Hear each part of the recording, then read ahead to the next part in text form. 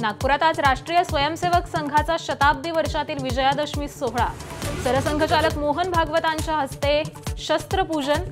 प्रमुख पाहुणे माजी राष्ट्रपती रामनाथ कोविंदही उपस्थित। दरवर्षीप्रमाणे यंदाही ठाकरेंच्या शिवसेनेचा शिवाजी पार्कात दसरा मेळावा। महापालिका निवडणुकीच्या पार्श्वभूमीवर मेळाव्याला अधिक महत्त्व, मात्र शिवाजी पार्कात अद्यापही चिखल।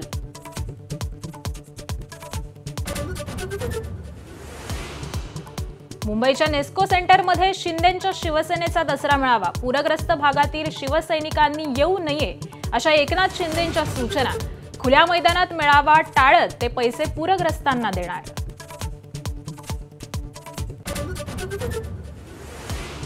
बीडच्या सावरगाव घाटमध्ये पंकजा मुंडेंचा मेळावा, तर नारायणगडावर मनोज जरांगे पाटलांचा दसरा मेळावा होणार। पंकजा मुंडेंच्या मेळाव्याला धनंजय मुंडे, लक्ष्मण हाके उपस्थित राहणार।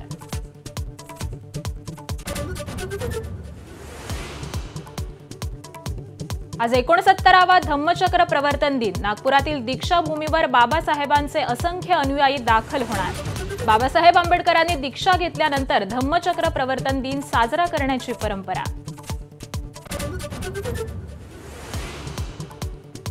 ठाणे जिल्ह्यातील सर्व महापालिकांवर भाजपचाच महापौर बसणार। मंत्री गणेश नाईकांनी शिवसेनेला पुन्हा डिवचलं। नाईक शिंदेंचा वाद टोकाला जात असल्याची चिन्ह। सोलापूर शहरातील मराठा आंदोलकांवरील सर्व गुन्हे मागे, सरकारच्या निर्णयाचे मराठा समाजाकडून स्वागत। तर सोलापुरातील ग्रामीणमधील 60 पैकी 49 गुन्हे मागे, उर्वरित गुन्हे मागे घेण्याची प्रक्रिया सुरू। म्हैसूरच्या दसरा महोत्सवाच्या पूर्वसंध्येला 3000 ड्रोननं उजळून निघालं आकाश। ड्रोनच्या सहाय्यानं दिसले आकाशात वाघ, मोर, गरुड, हत्ती आणि भारतीय सैनिकही।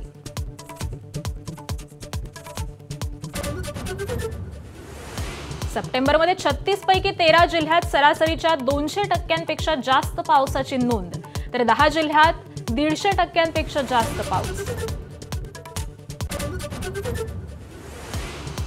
ठाणे महापालिका मुख्यालयात मुंबई लाचलुचपत प्रतिबंधक विभागाचा छापा। अतिक्रमण विभागाचे उपायुक्त शंकर पटोळेंची 5 तासांपेक्षा अधिक काळ चौकशी केल्यानंतर पाटोळे एसीबीच्या अटकेत।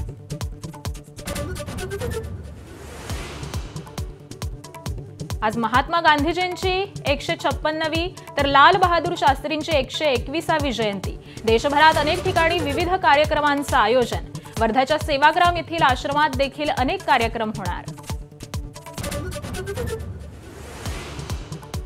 महिलांच्या वन डे वर्ल्ड कपमध्ये ऑस्ट्रेलियाचा न्यूझीलंडवरती 89 धावांनी विजय।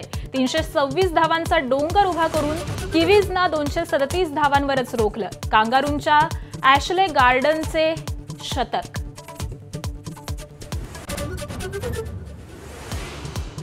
भारत आणि वेस्ट इंडिज यांच्यातल्या कसोटी मालिकेला आजपासून सुरुवात। अहमदाबादमध्ये पहिल्या कसोटीत भारताचं पारडं जड।